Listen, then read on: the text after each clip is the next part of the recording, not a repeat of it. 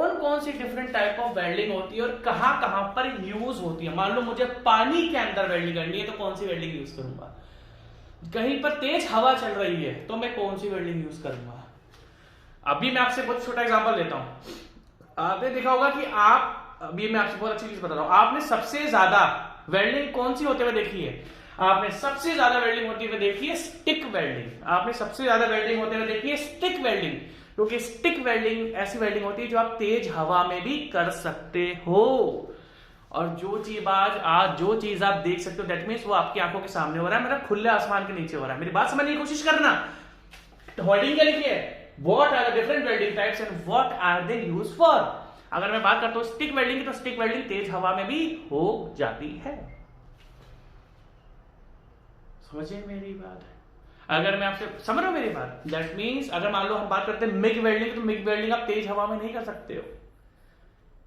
Arc welding में बहुत सारी वेल्डिंग होती है। तो ठीक है, चालू करते हैं। अगर हम सबसे पहले देखें तो what are the different type welding types, कौन कौन सी वेल्डिंग टाइप होती है। देखो सबसे पहले होती है आपकी आर्क वेल्डिंग।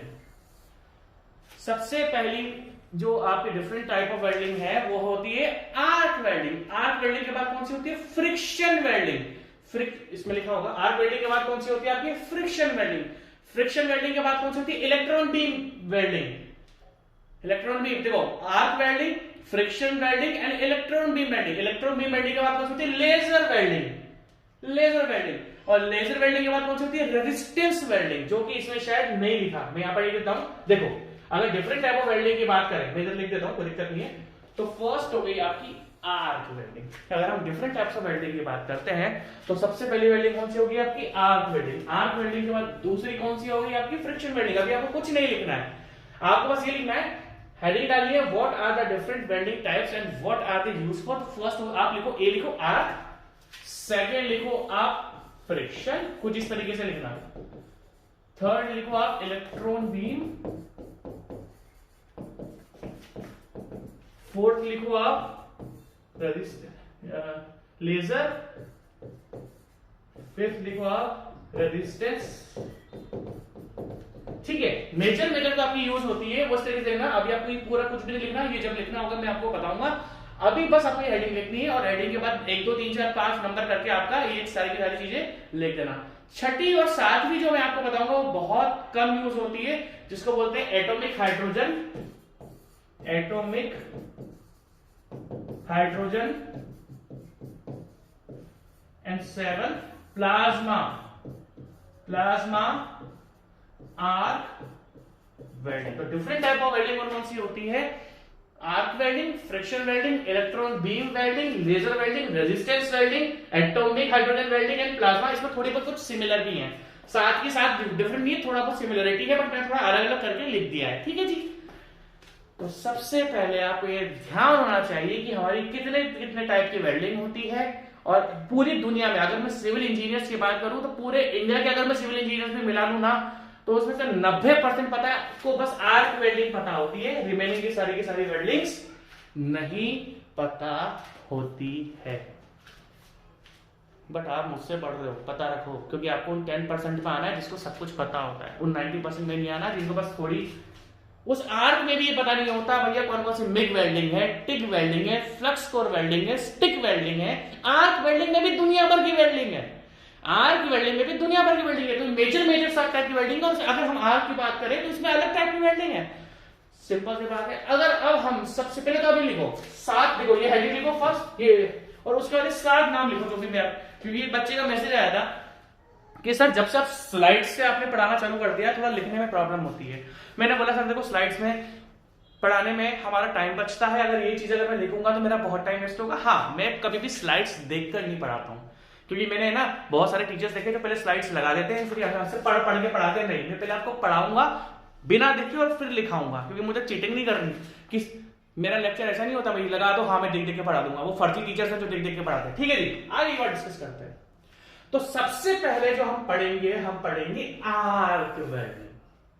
सबसे पहले जो हम पढ़ेंगे अपनी आर्क वेल्डिंग। अभी आप कुछ मत लिखो, सब मैं पढ़ाऊंगा आपको ये करके। ठीक है, अगर हम आर्क वेल्डिंग की बात करें कि आर्क वेल्डिंग होती क्या है, तो सबसे पहले बोलोगे सर एक डिफरेंट टाइप की वेल्डिंग है। अब डिफरेंट टाइप की वेल्डिंग में आर्क वेल्डिंग में क्या डिफरेंस हो गया? In arc welding we use electric current for the formation of electric arc. This is electric arc. Electric arc. देखो जी भाई और बहनों, बहुत ढंग से समझना। अगर मैं आपसे सिंपल सी एक चीज पूछूं, इलेक्ट्रिक आर्क का मतलब क्या होता है? क्योंकि इलेक्ट्रिक आर्क का ही मतलब लोगों को पता नहीं होगा, होता भी नहीं है। सारे बच्चों को पता है कि हाँ सर इलेक्ट्रिक आर्क करके कुछ होता है। मतलब देखो, अगर हम पूछेंगे व्हाट इज आर्क वेल्डिंग, तो सब बोलेंगे सर आर्क वेल्डिंग में आर्क का यूज रहता है। अरे भैया आर्क तो पता आर्क क्या होता है? मैंने देखा सर, देखो लोगों देखा पढ़ाते हैं लोग इलेक्ट्रिक आर्क, देखो आर्क वेल्डिंग में हम इलेक्ट्रिक आर्क का यूज करते हैं। अरे भैया इलेक्ट्रिक आर्क होती क्या है, कैसे बनती है, पहले आपको वो तो पता करना पड़ेगा। हाँ, अगर मैं आपसे थोड़ा सा रफ लैंग्वेज में बात करूं तो ये इलेक्ट्रिक आर्क क्या होती है, आप देख सकते हो, हाई इंटेंसिटी लाइट होती है। हाई इंटेंसिटी लाइट होती है। तो सबसे पहले अगर हम आर्क वेल्डिंग की बात करते हैं, तो आर्क वेल्डिंग में होता है in arc welding we create electric arc. हम आर्क वेल्डिंग में जब हम आर्क वेल्डिंग करेंगे तो हम एक इलेक्ट्रिक आर्क को फॉर्म करेंगे, हम इस चीज को फॉर्म करेंगे। और जैसे ही इलेक्ट्रिक आर्क फॉर्म हो जाती है, देखो जैसे अगर आप देख सकते हो, तो जैसे ही इलेक्ट्रिक आर्क ये फॉर्म हो जाती है, इस इलेक्ट्रिक आर्क का ये हाई इंटेंसिटी लाइट होती है जिसका बहुत ही ज्यादा टेम्परेचर होता है और ये मटेरियल को मेल्ट कर देता है, अब आपको एक चीज पता करनी है, किस तरीके से वेल्डिंग में इलेक्ट्रिक आर्क प्रोड्यूस होती है।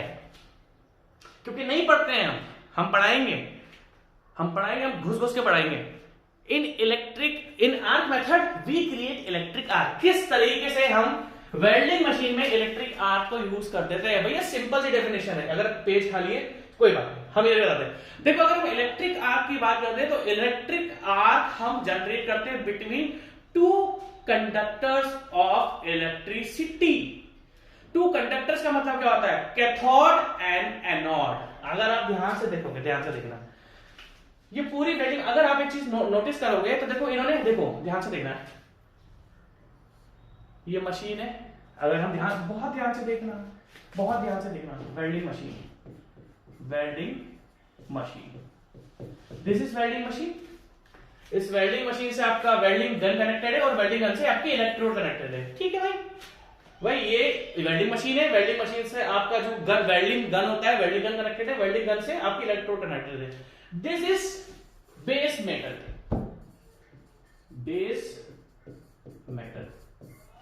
अगर आप एक चीज नोटिस करोगे तो यहां से लेके सारा का सारा सर्किट कनेक्ट है। आप ध्यान से देखना, अगर हमें पूछे आपको एक चीज तो भेजे के अंदर चल गई है कि आर्क का मतलब क्या होता है, एक ऐसी हाई इंटेंसिटी लाइट प्रोड्यूस होती है जिसका टेम्परेचर बहुत ज्यादा होता है। Like this, in this picture electric arc has been created. कैसे क्रिएट हुई? जब हमने पूरा सर्किट कंप्लीट करा। आपको एक चीज भेजे के अंदर अच्छी तरीके से डाल देनी है, आर्क हमेशा तब ही जनरेट होती है जब टू कंडक्टर्स ऑफ इलेक्ट्रिसिटी एक दूसरे के कांटेक्ट में आते हैं। अगर आप ध्यान से देखो, अब टू कंडक्टर्स ऑफ इलेक्ट्रिसिटी क्या होता है? Cathode and anode. देखो जी, इस दुनिया में ऐसे कुछ पार्टिकल्स हैं जिनके अंदर नेगेटिव चार्ज होता है, उनको हम बोलते हैं इलेक्ट्रॉन्स। अगर आप ध्यान देखोगे तो यहां पर ये इलेक्ट्रोड है कैथोड, और यहां पर ये जो बेस मटेरियल है ये है आपका एनोड। मैंने आपसे क्या बोला? अगर हम कैथोड और एनोड की बात करें, आपको थोड़ा 11वीं 12वीं में आपने पढ़ा होगा। भैया सिंपल सी बात है, इस वेल्डिंग एपरेटस में, अगर हम वेल्डिंग की बात करें तो वेल्डिंग में कैथोड क्या करता है? इलेक्ट्रॉन्स को लूज करता है। क्या करता है? इलेक्ट्रॉन्स को लूज करता है। और वहीं पे अगर हम एनोड की बात करें तो एनोड क्या करेगा? आपका एनोड इलेक्ट्रॉन्स को रिसीव करेगा, रिसीव करेगा। तो आप ध्यान से देखोगे, जब भी हम एक ऐसा सर्किट कंप्लीट करते हैं, सबसे पहली बात हमने क्या बोला? इलेक्ट्रिक आर्क जनरेट होती है to conductors of electricity. Electric arc created between two conductors. To conductors कौन से होते हैं? अब कंडक्टर्स का मतलब होता है जिसमें लूज इलेक्ट्रॉन्स होते हैं, जिसमें लूज इलेक्ट्रॉन्स होते हैं। लाइक मैं दे सकता हूं, अगर हम कंडक्टर्स की बात करें, कंडक्टर्स की डेफिनेशन क्या है? तो कंडक्टर्स क्या होता है जिसके अंदर लूज इलेक्ट्रॉन्स होते हैं, लाइक वो एक्सचेंज कर सकते हैं अपने इलेक्ट्रॉन्स। तो electric arc created between two conductors. अब टू कंडक्टर्स कौन कौन से? Cathode and anode. जैसे ही two conductors of electricity touch होते हैं, electric arc created between two conductors of, मैं इसको ढंग से लिख दूं ढंग से, चलो कोई बात नहीं। Electric arc created between two conductors of electricity. Two conductor कौन से? When they touch each other, when they touch each other. अब होता क्या, ध्यान से देखना, अब आप बहुत ध्यान से देखना। ये हमारी वेल्डिंग मशीन है। सबसे पहले हम आर्क मेथड पढ़ रहे हैं। आर्क मेथड हमने क्या बताया? In arc method we use electric arc. पूरी लोग स्टील कंप्लीट कर लेते हैं, पूरा लोग स्टील कंप्लीट करा देते हैं, वो ये नहीं बताते कि इलेक्ट्रिक आर्क होती क्या है। लोगों को लगता है सर इलेक्ट्रिक आर्क कुछ होता है। अरे इलेक्ट्रिक आर्क एक हाई इंटेंसिटी लाइट होती है, इतनी हाई इंटेंसिटी लाइट होती है कि जो कि मेटल को भी पिघला देती है। और ये कब क्रिएट होती है? जब आपका कैथोड और एनोड एक दूसरे के टच होते हैं, और टच होने के बाद हम इनको 2 से 3 mm दूर कर लेते हैं। अगर आप ध्यान से देखोगे तो इन दोनों के बीच में एक डिस्टेंस है जो कि 2 से 3 mm होता है। थैंक यू बोलो, मुझको इसका घिसका उड़ाता हूं मैं। 2 mm टू 3 mm। ध्यान से देखना, यह वेल्डिंग मशीन है जिसमें आप एसी ऑल्टरनेटिंग करंट और डायरेक्ट करंट दोनों यूज कर सकते हो। ये वेल्डिंग मशीन है। इस वेल्डिंग मशीन से अगर मैंने आपको दिखाया था, देखो मैं वो वाला फोटो देखता हूं, अगर मेरे पास है तो वेल्डिंग मशीन वाला, अगर मैं डिलीट ना करा हो तो देखता हूं, मैं होना चाहिए मेरे पास। हाँ जी, आ जाओ। दिस इज वेल्डिंग मशीन, ये है वेल्डिंग गन। अब ध्यान से आप देखना, देखो ये भी वेल्डिंग मशीन, ये भी वेल्डिंग गन। आ जाओ मेरे नेक्स्ट टॉपिक पर फटाफट, बिना छोड़ डिलीट, मैं डिलीट कर देता हूं। कहां गए थे हम? आ चुके थे, हाँ ठीक है। तो this is welding gun, this is welding machine, this is welding gun. Welding gun में देखो यहां तक ये वेल्डिंग गन है, वेल्डिंग गन है ये, और यहां पर इलेक्ट्रोड कनेक्टेड है। अब इस इलेक्ट्रोड में, ये जो इलेक्ट्रोड है, ये इलेक्ट्रोड बिहेव करती है कैथोड की तरह। कैथोड करती है जो इलेक्ट्रॉन्स को देती है। इस वेल्डिंग की बात कर रहा हूं मैं, इस वेल्डिंग सिस्टम की बात कर रहा हूं मैं। वेल्डिंग में जो कैथोड होती है वो इलेक्ट्रॉन्स को देती है, और ये जो वर्क पीस है आपका, मतलब जिस पर आपको काम जो आपको ज्वाइन करना है, ये एनोड की तरह बिहेव करता है। एनोड इलेक्ट्रॉन्स लेता है, कैथोड इलेक्ट्रॉन्स देता है इन वेल्डिंग। ठीक है, मैं वेल्डिंग की बात कर रहा हूं, मैं अलग प्रोसेस की बात नहीं कर रहा, मैं ओनली वेल्डिंग की बात कर रहा हूं। तो कैथोड ने इलेक्ट्रॉन्स दिए, जो कि इलेक्ट्रोड है, इलेक्ट्रोड का जो नेगेटिव पोर्शन है वो कैथोड की तरह बिहेव करता है, जो कि इलेक्ट्रॉन्स को देता है। जो मेटल है वो, अगर आप देख सकते हो तो ये देखो, ये जो आपका वर्क पीस है वो कनेक्टेड है। आप ध्यान से देखोगे, जिस मेटल को आप ज्वाइन कर रहे हो ना, वो वापस से इस मशीन से कनेक्टेड कर रखा है। दैट मींस ये पूरा सर्किट कंप्लीट हो जाता है। मेरी बात ध्यान से सुनना, अभी इलेक्ट्रोड हवा में थी, ध्यान से सुनना, अभी इलेक्ट्रोड हवा में थी, इलेक्ट्रोड वेल्डिंग गन से कनेक्टेड है, वेल्डिंग गन वेल्डिंग मशीन से कनेक्टेड है। अगर आप ध्यान से देखोगे तो जिस मेटल को मैं ज्वाइन कर रहा हूं वर्क पीस को, वो वापस से वेल्डिंग मशीन। दैट मींस यहां पर एक पूरा सर्किट हमने कंप्लीट कर लिया। इलेक्ट्रिक आर्क तभी जनरेट होगी जब आपका पूरा सर्किट कंप्लीट होगा। अगर आप देख सकते हो तो हमने अपना पूरा, अब क्या होता है, अभी तो हवा में, अब जैसे मैं टच कर दूंगा, देखो ना, इलेक्ट्रोड मेटल, ये वापस से मेटल वेल्डिंग मशीन की अर्थिंग से भी कनेक्टेड है। तो हमने पूरा सर्किट कंप्लीट कर दिया। अब हमने इलेक्ट्रोड क्या कर रखी है? हवा में रखी हुई है। हमने इलेक्ट्रोड हवा में रखी हुई है, मेरी बात ध्यान से सुनना, हमने इलेक्ट्रोड हवा में रखी हुई है। अब जैसे ही मैं इस इलेक्ट्रोड को, जो हमारा मेटल पीस है, बेस मेटल है जिसको मैं ज्वाइन करना है, जैसे मैं टच करूंगा, स्पार्किंग होती है। स्पार्किंग का मतलब क्या होता है, आपने देखा होगा। अरे एक चीज बताओ, बिजली के तारों में भी तो स्पार्किंग होती है, बिजली के तारों में भी तो स्पार्किंग होती है ना, चिंगारी निकलती है। तो हमने क्या करा, पूरा सर्किट कंप्लीट कर दिया। और जैसे मैं सबसे पहले आर्क वेल्डिंग की बात कर रहा हूं, in arc welding we generate electric arc.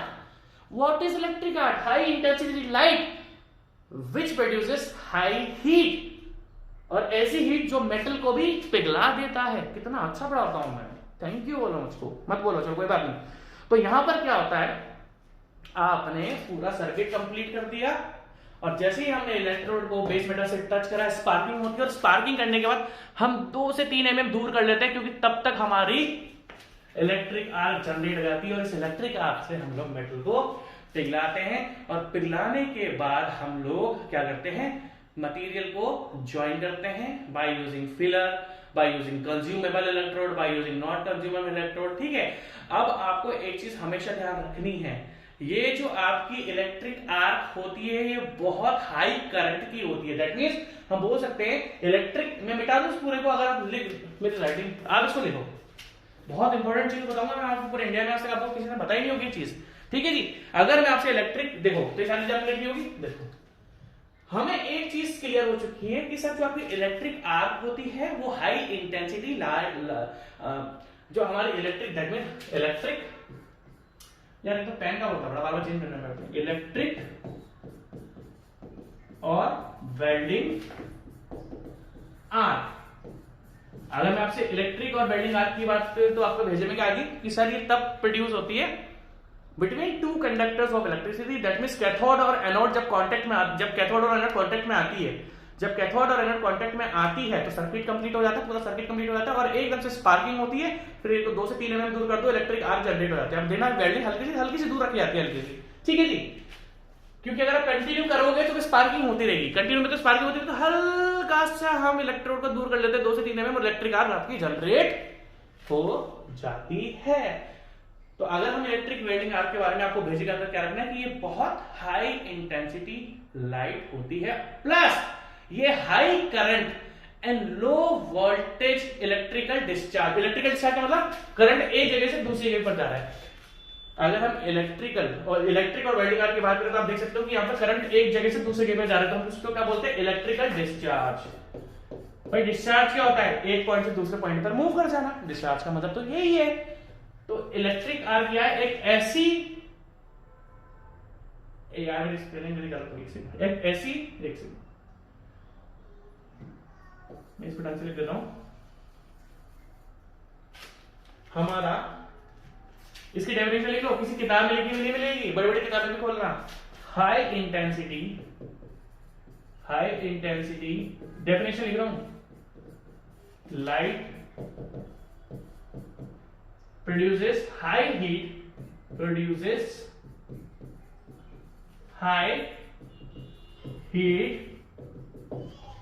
और क्या होता है, इलेक्ट्रिकल डिस्चार्ज होता है, मतलब करंट एक जगह से दूसरी जगह फ्लो करता है, इलेक्ट्रिकल डिस्चार्ज। और ऐसा इलेक्ट्रिकल डिस्चार्ज होता है जिसका बहुत हाई करंट होता है, that means high current and low voltage, having high current and low voltage. समझ गए मेरी बात, आपको समझ में आ गई होगी। आपको जो कॉलेज में पढ़ाते होंगे उनके भी आप मजे ले सकते हो। अगर आप अभी 3rd ईयर में ही हो तो अपने प्रोफेसर से पूछना कि सर ये आर्क वेल्डिंग में जो इलेक्ट्रिक आर्क बनती है ना, बनती क्यों है, और सर इसका कितना इसके अंदर करंट होता है, क्या वोल्टेज है। तो इलेक्ट्रिक आर्क हम डिवाइड करते हैं high current low voltage electrical discharge. अगर हम इसके करंट की बात करते हैं तो 10 से लेके 2000 एम्पियर होता है। क्या कहते हैं, देखो अगर हम करंट की बात करें तो करंट इसमें कितना होता है, 10 से लेके 2000 एम्पियर, इतना करंट होता है। भाई करंट की यूनिट क्या होती है, एम्पियर्स। और जब वोल्टेज की बात करें, वोल्टेज होता है लो, और लो वोल्टेज कितना होता है आपका, 10 से 50 वोल्टेज। तो दैट मींस इलेक्ट्रिक, मैंने आपके बेचे में घुसा दिया है। किसी आईटी के प्रोफेसर से बात करोगे तो उसको तो सब कुछ पता होगा। आईटी प्रोफेसर, कोई सारी आईटी के प्रोफेसर के सामने मैं तो एक कीड़ा भी नहीं हूं, इतने बड़े होते हैं वो लोग। आईटी के प्रोफेसर के सामने मैं तो एक मच्छर भी नहीं हूं, मैं तो बैक्टीरिया भी नहीं हूं, वायरस भी नहीं, छोटा सा कुछ भी नहीं उनके सामने। अगर ये चीज आप आईटी के प्रोफेसर, आप किसी आईआईटी में हो और कोई स्टील का प्रोफेसर है और आप उनसे चीजें डिस्कस करोगे ना, तो उसको इतनी खुशी होगी कि यार मेरे इंडिया में भी लोगों को इतनी नॉलेज है, उसको बहुत, उन प्रोफेसर को बहुत खुशी होगी। तो भैया पढ़ पढ़ा के और टीचर से डिस्कस करा करो। हाँ, पर किसी के मजे नहीं लेने। कुछ नए टीचर बन जाते हैं, जस्ट पास आउट हुए टीचर बन गए, उनको तो बेचारों को कुछ आता नहीं है, तो उनके मजे भी नहीं ले रहे हैं। होता है ना आजकल, क्या है भाई, पास आउट हुए पढ़ाने लग के, उनके मजे नहीं ले रहे हैं। हाँ, जिसको नॉलेज है उसे डिस्कस करना है। ठीक है भाई, तो मेरे ख्याल से मैं आपको इन चीजों को बहुत अच्छे से समझा चुका हूं। आप इसको लिख लो क्योंकि आपके काम आएगा, और हो सकता है किसी भी किताब में मैंने वोल्टेज और करंट लिखाना है, लिख लो, किसी भी जगह आपको मिलेगा नहीं है। अब सुनो, तो लिख लिया, भेजे के अंदर बात बैठा लेनी है पहली बात तो वेल्डिंग प्रोसेस क्या होता है, उसके बाद different different types of welding कौन सी होती है, क्या क्या डिस्कस। तो हमने different different type of welding like arc, friction, laser, resistance, atomic hydrogen plasma welding, इनमें अभी सबसे पहली उठाई है आर्क, और आर्क में भी अब डिफरेंट डिफरेंट टाइप्स है। तो मैंने आपको आर्क वेल्डिंग का मतलब समझा दिया। हाँ, इसकी डेफिनेशन पढ़ लेते हैं। डेफिनेशन आपने लिख ली, मेरे ख्याल से लिख ली होगी। Arc welding is a type of welding using an electric arc to create heat to melt and join metals. Simple सी बात है, मैंने आपको बोला एसी डीसी दोनों हो सकता है। अब power supply creates an electric arc between a consumable, consumable और नॉन कंज्यूमेबल का मतलब आता है कैथोड, इलेक्ट्रोड। भाई इन्होंने क्या बात करा, बिटवीन किस चीज के बीच में करनी होती है, इलेक्ट्रोड और बेस, जो आपका बेस मटेरियल है ना, आर बिटवीन कंज्यूमेबल और नॉन कंज्यूमेबल। नॉन कंज्यूमेबल कौन सा होगा, टंगस्टन इलेक्ट्रोड, मैंने आपको बताया TIG, MIG, metal inert gas, ठीक है, अभी बात करेंगे। And the base material using either DC और अल्टरनेटिंग करंट। ये चीज तो मैं आपको बोल के पढ़ा चुका हूं। आप लिख लेना वाली ऊपर वाली डेफिनेशन। अब आगे की बात करते हैं। तो आर्क वेल्डिंग में मेरी जो सबसे, अगर आप एक चीज नोटिस नहीं करी तो इधर आ जाओ, मैं आपको दिखा देता हूं। चलो मैं आपको आगे बताता हूं, चलो छोड़ो पीछे चलो। तो आर्क वेल्डिंग में आपकी सबसे पहली जो वेल्डिंग है वो कौन सी है, एमआईजी वेल्डिंग। सबसे पहली जो वेल्डिंग हमारी कौन सी, एमआईजी वेल्डिंग। एमआईजी वेल्डिंग मतलब क्या होता है, metal inert gas, metal inert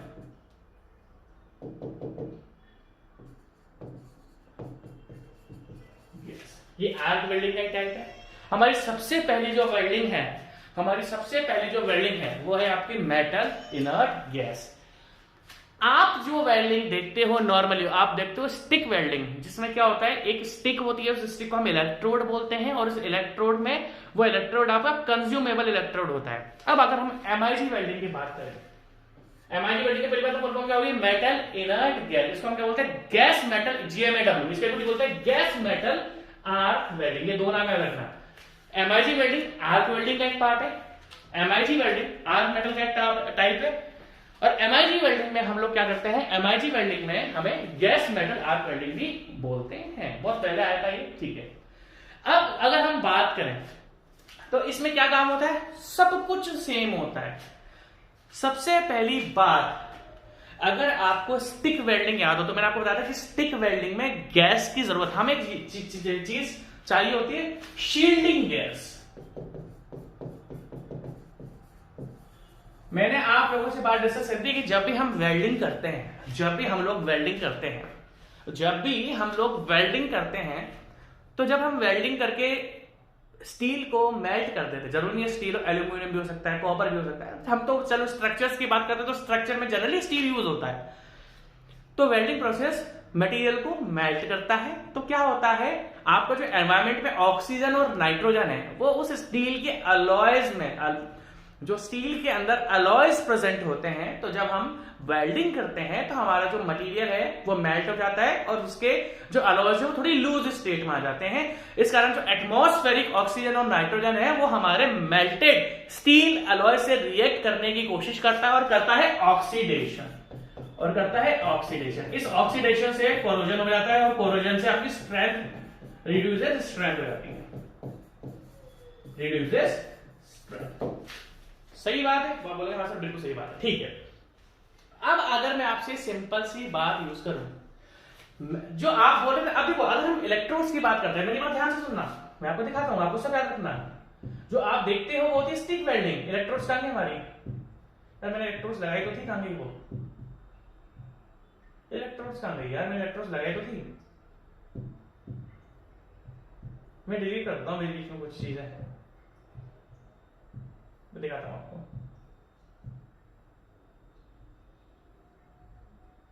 चलो चल गई, ठीक, कोई बात नहीं। अगर हम इलेक्ट्रोड्स की बात करें तो इलेक्ट्रोड्स आपको पता है, हमने स्टिक वेल्डिंग जो नॉर्मली आप देखते हो, आदमी एक स्टिक को वेल्ड करता रहता है, उस स्टिक के ऊपर ही फ्लक्स लगा हुआ होता है, उस स्टिक के ऊपर ही फ्लक्स लगा हुआ होता है, ठीक है। अब अगर हम बात करें एमआईजी, मेटल इनर्ट गैस के बारे में, तो इस एमआईजी वेल्डिंग में हम क्या करते हैं, अगर हम मोटी मोटी बात करें, हम यूज करते हैं एक तो वायर एंड दूसरा गैस। होता क्या मैं आपको बताता हूं। इसमें क्या होता है, वेल्डिंग गन जो होती है, इस वेल्डिंग गन में वायर लगा हुआ होता है, वायर, इलेक्ट्रोड, एक पतला सा वायर होता है। अगर हम स्टिक वेल्डिंग की बात करें तो स्टिक वेल्डिंग में तो मोटी सी इलेक्ट्रोड होती है, लाइक E6013 वो एक इलेक्ट्रोड थी। अगर हम MIG की बात करें तो इसमें मोटी सी इलेक्ट्रोड ना होकर क्या होता है, पतला सा वायर होता है। क्या होता है, पतला सा एक वायर यूज होता है। ये वायर एज अ फिलर, क्योंकि MIG क्या, कंज्यूमेबल, कंज्यूमेबल। मैं आपको पूरा वीडियो दिखाऊंगा, अभी आप टेंशन ना नहीं लेने का बिल्कुल भी, हम पूरा वीडियो डिस्कस करेंगे। इस MIG वेल्डिंग की अगर हम बात करें तो इसमें एक वेल्डिंग गन होती है, उस वेल्डिंग गन के अंदर एक पतला सा वायर होता है जो इलेक्ट्रोड होता है, और इलेक्ट्रोड का मतलब क्या होता है, वो मेल्ट होता है और बेस मटेरियल पर चिपक जाता है। दैट मींस इसके अंदर जो इलेक्ट्रोड है वो मेल्ट होती है, वो कंज्यूम होती है, जो कि बेस मटेरियल, दैट मींस जिन मेंबर्स को हम ज्वाइन कर रहे हैं उनके ऊपर जाकर चिपक जाएगा वो। याद रखना, जो इलेक्ट्रोड होती है मोटी सी, वो आप स्टिक वेल्डिंग में देखते हो। यहाँ पर स्टिक वेल्डिंग नहीं है, ये MIG वेल्डिंग है। इसमें स्टिक यूज नहीं होती, इसमें वायर यूज होता है। इसमें क्या यूज होता है, इसके अंदर वायर यूज होता है। ये आपको अच्छी तरीके से ध्यान रखना पड़ेगा। अगर हम वायर की बात करें, MIG वायर्स वेल्डिंग वायर्स होते हैं, और ये पतले पतले से वायर होते हैं जो कि किस किस के बने होते हैं, कार्बन स्टील के बने हुए होते हैं, स्टेनलेस स्टील में लिख देता हूं, made of carbon steel, aluminium. ठीक है, क्योंकि ये किसी भी किताब में लिखा हुआ नहीं है MIG के बारे में। MIG वेल्डिंग में इलेक्ट्रोड नहीं होती, पतला सा तार होता है। क्या होता है, पतला सा तार होता है। किसकी बनी हुई होती है, कार्बन स्टील की बनी हुई होती है, एल्यूमिनियम स्टील की बनी हुई होती है, स्टेनलेस स्टील की बनी हुई होती है, स्टेनलेस स्टील भेजे में डाल देना है। अब देखो, अगर हम स्टिक वेल्डिंग की बात करते हैं, वो भी एक आर्क वेल्डिंग है। स्टिक वेल्डिंग भी आर्क वेल्डिंग का ही पार्ट है, बट स्टिक वेल्डिंग में इलेक्ट्रोड के ऊपर एक फ्लक्स चिपका हुआ होता है। उस फ्लक्स से क्या होता है, उस फ्लक्स से हमारा कोरोजन या ऑक्सीडेशन, मतलब दैट मींस वो फ्लक्स क्या करता है, हमारा जो ऑक्सीडेशन प्रोसेस होता है उसको नहीं होने देता। बट MIG वेल्डिंग में जो पतला सा तार होता है, इसके ऊपर कोई फ्लक्स नहीं होता, इसके ऊपर कोई भी फ्लक्स नहीं होता, तो हम इसमें एडिशनल गैसेस प्रोवाइड करते हैं, शील्डिंग गैसेस। कौन कौन सी शील्डिंग गैसेस है, आर्गन, कार्बन डाइऑक्साइड, 75-25 का मतलब क्या हो गया, 75% argon and 25% carbon dioxide, 25% carbon dioxide. तो 75% तो आपका आर्गन हो गया, 25% आपका कार्बन डाइऑक्साइड हो गया। ठीक है जी। कौन, तो ये याद रखना कि MIG वेल्डिंग में एक तो इलेक्ट्रोड यूज होती है जो कि एक पतला सा तार होता है, जो कि मेड होता है कार्बन स्टील का, एल्यूमिनियम का, स्टेनलेस स्टील का, और एक शील्डिंग गैस होती है। शील्डिंग गैस का काम क्या होता है, ताकि वो हमारी मेल्टेड स्टील को, ताकि उसके जो मेल्टेड स्टील के अलॉयज है वो एनवायरमेंट के ऑक्सीजन नाइट्रोजन से रिएक्ट करके, ऑक्सीडेशन करके, कोरोजन ना करके, स्ट्रेंथ और डिक्रीज ना करते। तो यहाँ पर हम एक गैस यूज करते हैं, उस गैस का नाम क्या है, आर्गन, जिसको बोलते हैं shielding gases. Argon, carbon dioxide, 75-25 का मतलब 75% आर्गन, मिक्स गैस जो होती है, 25% कार्बन डाइऑक्साइड, और लास्ट में हीलियम। ठीक है, अब देखो ध्यान से जो मैं दिखा रहा हूं, सेम वही है। आर्क मेथड है तो क्या करेगा, इलेक्ट्रिसिटी है। देखो ये भी आर्क मेथड है, MIG वेल्डिंग जो होती है आपकी आर्क मेथड है। और आर्क मेथड तो भैया, हम आर्क मेथड का तो सिंपल सा एक ही फंडा है, आर्क मेथड का तो सिंपल सा एक ही फंडा है कि मैं इलेक्ट्रिसिटी यूज करूंगा, इलेक्ट्रिकल आर्क प्रोड्यूस करूंगा, और इलेक्ट्रिकल आर्क से मटेरियल को पिघलाऊंगा। ठीक है जी। अब देखते हैं कहां से लिखना है। ठीक है, MIG welding also gas metal arc welding, क्योंकि इसमें गैस यूज करी जाती है। हाँ, आपकी जो स्टिक वेल्डिंग होती है जो आप देखते हो, उसमें कोई गैस यूज नहीं होती, उसके ऊपर इलेक्ट्रोड के ऊपर फ्लक्स होता है, तो उसमें हमें किसी भी शील्डिंग गैस की जरूरत नहीं है। दैट मींस जो आप देखते हो ना, कोई भी आदमी स्टिक वेल्डिंग करता रहता है, उसमें कोई गैस की जरूरत नहीं है। उनको बस इलेक्ट्रोड लगा देनी है, और लगाने के बाद आपको गैस की जरूरत नहीं है, क्योंकि जो फ्लक्स होता है वो फ्लक्स ही शील्डिंग गैस की तरह, वो फ्लक्स ही शील्डिंग गैस बना देता है ना जी। इसलिए आपने देखा होगा स्टिक वेल्डिंग सबसे ज्यादा यूज होती है। ठीक है जी। अब देखो मैं जो मैं लिख रहा हूं, MIG welding also known as gas metal arc welding, it is a semi automatic process and requires high electricity. Electricity मैंने आपको बता दिया क्या क्या करंट होता है वेल्डिंग आर्क का। Requires electricity to produce heat and electrode, इसमें अब एमआईजी में जो इलेक्ट्रोड होती है वो कंज्यूमेबल होती है और इलेक्ट्रोड इसमें पतले तार की तरह होती है। And electrode to fill the joints, that means जो भी आप मेल्ट करोगे, जो टेम्परेचर से इलेक्ट्रिक आर्क जो मेल्ट करेगी वहां पर हम फिल करेंगे। इलेक्ट्रोड पिघल जाएगी, कंज्यूमेबल इलेक्ट्रोड है, पतला सा वायर होता है ये, और ये जहां पर आप पिघला के गैप बना दोगे उस गैप को ये फिल कर देगा। And shielding gas to protect the weld from air, air मतलब ऑक्सीजन नाइट्रोजन है ना, ठीक है। MIG welder utilize constant DC current, इसमें जो करंट मैंने क्या बोला, वेल्डिंग में एसी और डीसी दोनों यूज होता है। एमआईजी में हमारा कौन सा करंट यूज होता है, डीसी करंट, है ना, कौन सा करंट यूज होता है, DC current. While wire and gas are fed continuously through the welding gun and gun trigger is depressed, ठीक है, मतलब दबा के तो उसमें गन ट्रिगर होता है। अब आप वो एक एक क्या चीज, अब देखो ध्यान से, मैंने आपसे कहा कि एमआईजी में ये रहा MIG, this is MIG gas metal arc welding, ठीक है।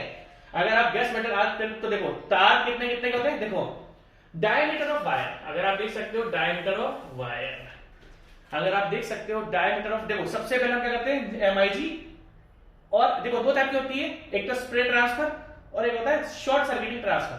तो हम दोनों को पढ़ते हैं, क्या क्या होता है देखो। एमआईजी इसमें एक में पढ़ लो, आप कंफ्यूज ज्यादा हो जाए क्योंकि कुछ ज्यादा डिटेल्स हैं, तो इतना ज्यादा डिटेल में मतलब हम एमआईजी की बात करते हैं। अगर एमआईजी की बात करें तो जो इलेक्ट्रोड होती है पतला सा डायमीटर होता है, कितना होता है 0.35 इंचेस या 0.9 mm, 0.9 mm का वायर होता है। क्या होता है, 0.9 mm का वायर होता है, या फिर 0.45 इंचेस या फिर 1.14 mm का वायर होता है। देखो कितना वोल्टेज प्रोवाइड करना है, 30 से 34, कितना करंट अप्लाई करना है 180 से, ये मशीन देखो आपको दो टेम्परेचर याद रखने पड़ेंगे, एक तो होता है इलेक्ट्रिक आर्क का टेम्परेचर और एक होता है इलेक्ट्रिक आर्क का एम्पियर्स जो कि ज्यादा होता है, और एक होता है वेल्डिंग मशीन में आपको कितना करंट लगाना है। भाई वेल्डिंग मशीन का आप समझ रहे हो, वेल्डिंग मशीन का हमें करंट प्रोवाइड करना पड़ता है कि इतना करंट तो हमें प्रोवाइड करना ही है। और मैंने आपको क्या बोला, ये सारा process low voltage and high current होता है। अगर हम इलेक्ट्रिक आर्क की बात करें तो इलेक्ट्रिक आर्क क्या होती है, highly current and low voltage electrical discharge, ठीक है जी। तो अगर हम दोनों की बात करें तो आप देख सकते हो कि अगर हम एमआईजी की बात करें तो इसमें 9.9 mm का वायर या 1.14 का वायर, और अगर वोल्टेज की बात करें तो वेल्डिंग मशीन में दे रहा है 28 से 32 या 30 से 34, बट जो करंट देना है वो आपको 180 से 220 एम्पियर। और अगर हम बात करें इसमें गैस की तो आप देखो ध्यान से 75% आर्गन प्लस 25% कार्बन डाइऑक्साइड, जो कि मैंने आपके सामने यहाँ पर लिखी हुई है, 75% आर्गन 25% कार्बन डाइऑक्साइड। तो ये इसके स्पेसिफिकेशन है जो कि आपको लिखने हैं, ठीक है। अब मेरे को लगता है कि मैंने आपको बहुत अच्छी तरीके से समझा दिया है। अब मैं आपको इसका एक वीडियो दिखा रहा हूं, और उस वीडियो से एमआईजी वेल्डिंग का पहले आप ये पूरा टेबल बना लेना जो भी लिखा हुआ है, क्योंकि नेक्स्ट जो मैं आपको पढ़ाऊंगा एमआईजी के बाद में आपको टीआईजी पढ़ाऊंगा, तो आप अगर इस पूरे को भी लिख लोगे, इनमें से बस एक को लिख लेना, इसको लिख लो आप, इनमें से आप क्या करो, इस वाले को, नीचे वाले को लिख लो आप, है ना। एमआईजी शॉर्ट सर्किटिंग, हम शॉर्ट सर्किटिंग वाला करेंगे। ये देखो आप एक ये वाला बना लो, और सॉरी आप एक ये वाला बना लो, और आप एक ये वाला पूरा चार्ट बना लो, जिसमें पता लग जाएगा कौन सी गैस है। बहुत ही अच्छा चार्ट है, किसी भी किताब में देखे नहीं लिखा हुआ है। आप और एक सेकंड को देखें तो उसके पहले क्या लिखा हुआ था, हाँ ये तो आप आर्क वेल्डिंग तो आपने लिख ही लिया होगा। सबसे पहले डालो एमआईजी वेल्डिंग, सबसे पहले आप डालो एमआईजी वेल्डिंग, ठीक है। एमआईजी वेल्डिंग आप डाल दो, पूरे का पूरा लिखो, एमआईजी वेल्डिंग को पूरा लिखो, मेरे ख्याल से दिख रहा होगा आपको। अच्छा लिख लिया, आपको है ना पॉज करके लिखना है, पॉज कर देना फिर लिखना। अब इसको लिखो, सॉरी ये लिख लिया आपने। अभी पूरा टेबल बनाओ, पूरी की पूरी टेबल बनाओ, और इसके बाद अब मैं दिखाऊंगा आपको पूरा का पूरा एक वीडियो, पूरा लिख लो। मुझे वो वीडियो लगाना पड़ेगा, तो आप मुझे 2 मिनट दो, फिर मैं उस वीडियो को अच्छे से लगा देता हूँ। ठीक है जी, चालू करते हैं। अगर आप देख सकते हो तो वीडियो मैंने लगा दिया है, ठीक है जी। इस वीडियो में आप देख सकते हो, अगर हम आगे के बाद डिस्कस करें तो ये वेल्डिंग गन है, ठीक है जी, दिस इज वेल्डिंग गन, और ये है वो वायर, पतला सा वायर, ठीक है जी। ये पतला सा वायर है, ये आपकी इलेक्ट्रिक गन है। मैं वीडियो को चालू कर रहा हूँ, आप इसको देखते रहो, आपको समझ में आ जाएगा ये, ठीक है, देखते रहो। MIG stands for Metal Inert Gas Welding. The American Welding Society calls this process gas metal arc welding, or GMA. सब बताया हुआ मैंने आपको। You might also hear it called wire welding. In MIG welding, a thin wire acts as the electric. ये पतला सा wire है आपका, जो कि इस फीडर मशीन होती है, यहाँ से पतला वायर निकलता रहता है। देखो पतला वायर आपका निकल रहा है, और ये पतला वायर आपका इलेक्ट्रिक गन में जाकर जा चुका है, ठीक है जी। देखते रहो आप, आपको बहुत अच्छे से दिखेगा, ये बहुत अच्छा वीडियो है ये, ठीक है। ये वेल्डिंग गन है आपकी, और ये पतला सा वायर जो निकला हुआ है, जो मैंने आपको डायमेंशंस बता दी, 0.9 mm या 1.14 mm, ठीक है। और ये पतला सा वायर आपका इलेक्ट्रिक आर्क फॉर्म कर रहा है जगह। देखो ये देखो इसने इलेक्ट्रिक आर्क फॉर्म कर दिया यहाँ पर इस जगह।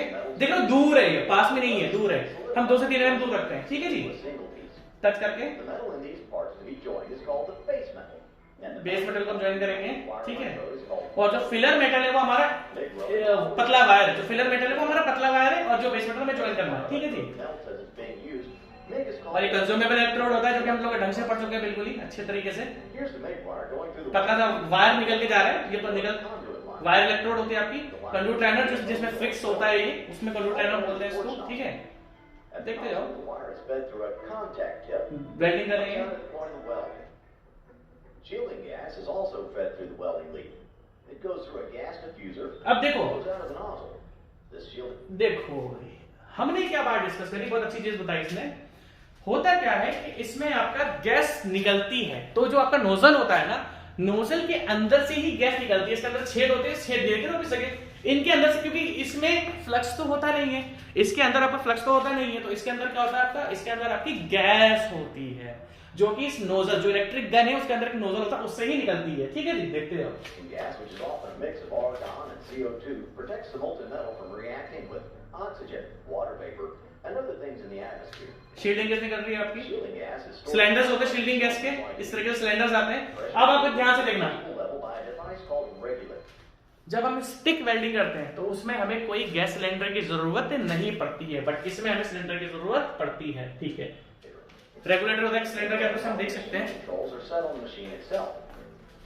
यहाँ से हम वोल्टेज और करंट को, जो हमने वोल्टेज और करंट मैंने आपको बताया था, वोल्टेज और करंट यहाँ से हम सेट कर देंगे मशीन का कि कितना हमें उस मशीन में, जैसे कि हमने डिस्कस करा था कि वोल्टेज जो इलेक्ट्रिक वेल्डिंग मशीन है उसमें हम एक पर्टिकुलर वोल्टेज देंगे और एक पर्टिकुलर करंट देंगे, तो हम इस मशीन से फिक्स कर देंगे।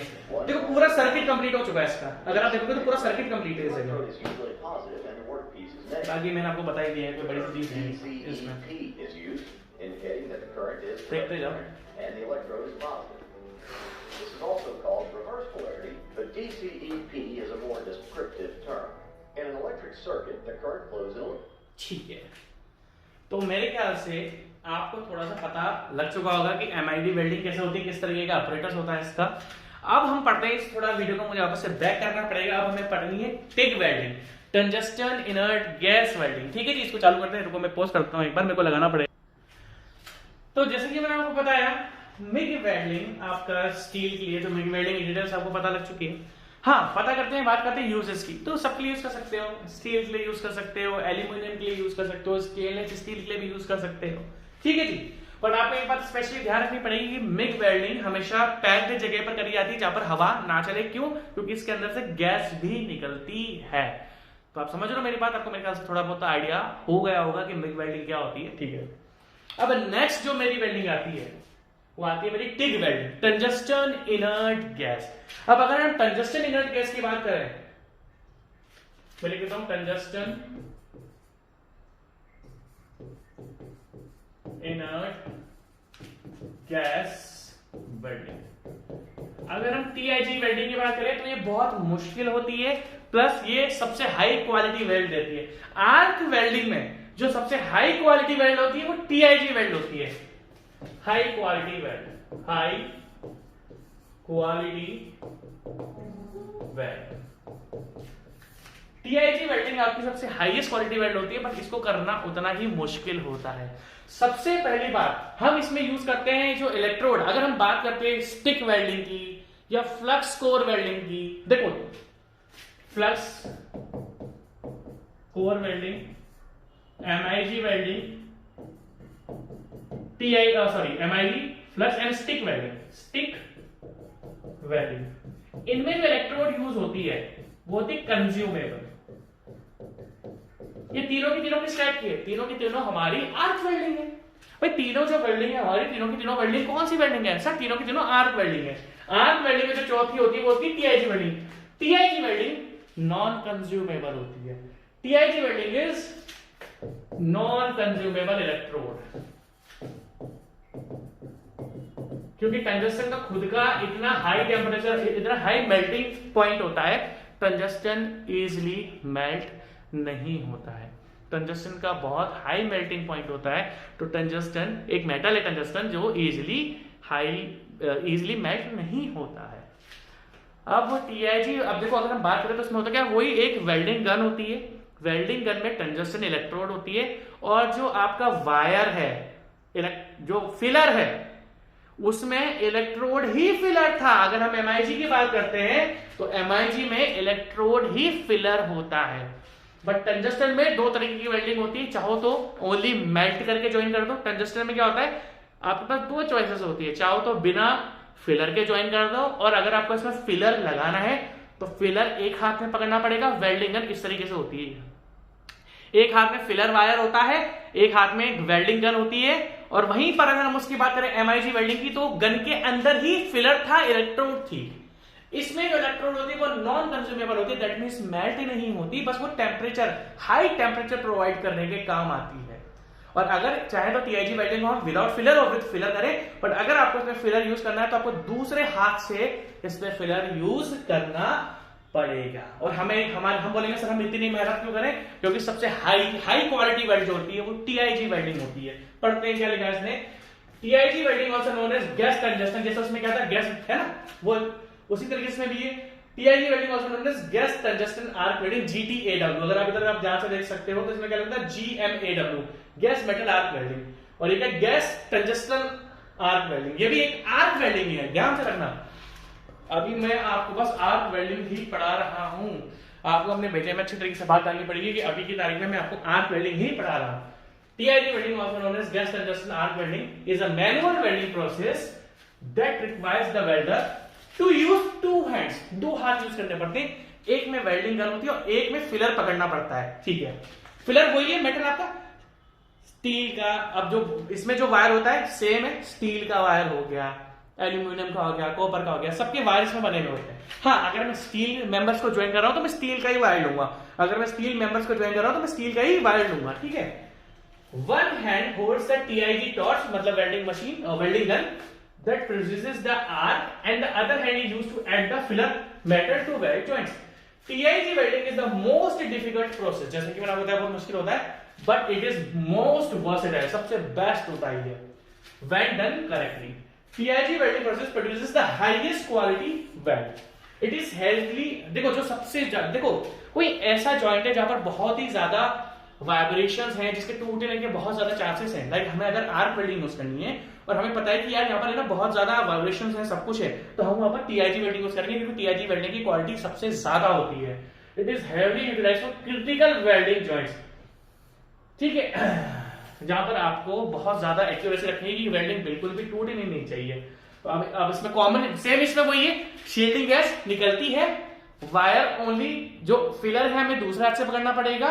शील्डिंग गैस कौन सी आपकी, argon helium and argon helium mixture with 75-25% का, आर्गन हीलियम और आर्गन हीलियम मिक्सचर दोनों का मिक्सचर विद 75-25% का रेशियो। अगर आप देख सकते हो तो इधर आ जाओ, TIG में जो वायर यूज होता है 1.14 mm का, 0.9 mm का, 1.6 mm का, 2.4 mm का, 3.2 mm का। तो देखो हम TIG में फिलर, जो फिलर होता है जो पिघल कर लगेगा, उस जो आप पिघला कर चिपकाना चाहते हो जिस वायर को, फिलर को, वो आपको दूसरा हाथ में पकड़ना पड़ता है और वेल्डिंग गन दूसरा हाथ में। बट ये क्यों यूज कर जाती है, मजबूरी है कि सबसे हाईएस्ट क्वालिटी वेल्ड होती है जो टूटती नहीं है, ठीक है। तो इसमें वही है वोल्टेज 10 से लेके 20 रेंज है इसकी, और करंट का 50 से लेके 250 ये रेंज है आपकी, ठीक है। अब आप एक काम करो, ये वेल्डिंग लिखो, फिर मैं आपको पढ़ा इसका एक वीडियो में आपको TIG वेल्डिंग का दिखा देता हूँ, ताकि थोड़ी सी आपको नॉलेज और अच्छी हो जाए। मैं लगा देता हूँ वीडियो, वेट करो। तो जैसे कि आप देख सकते हो टिक का वीडियो मैंने लगा दिया आपके लिए, ठीक है जी। अब आप ध्यान से देखना, अगर हम टिक वेल्डिंग की बात करें तो ये आपकी वेल्डिंग गन है, और जो इसके अंदर इलेक्ट्रोड है ये टंगस्टन की होती है, जो कि मेल्ट नहीं होती है। ये क्यों होती है, ताकि देखो जहां पर बहुत कम जगह आपको मिलती है कि यार हम वहां पर वेल्डिंग, क्योंकि सब पॉइंटेड होता है, यहाँ पर आप टच कर दोगे इसको, है ना, हल्का सा, तो ये थोड़ा अच्छा होता है। तो चालू करते हैं, आप देखते रहो, मेरे को दिखाने कुछ नहीं है, मैं आपको पूरा समझा दूंगा, आप देखो एक बार, आपको आइडिया लग जाएगा इसमें। TIG stands for tungsten gas welding. The American Welding Society calls this process gas tungsten arc welding. बता दो कौन है, इसको पता नहीं, जो बताने का होगा बता दूंगा आपको। Heliarc welding. हाँ, हीलियार्क वेल्डिंग जिसको बोलते हैं, ये ले आप लेंगे ना, देखो ये आपकी गन है और ये टंगस्टन इलेक्ट्रोड है जो कि नॉन कंज्यूमेबल होती है आपकी, ठीक है जी, और ये मेल्ट नहीं होगी आपकी।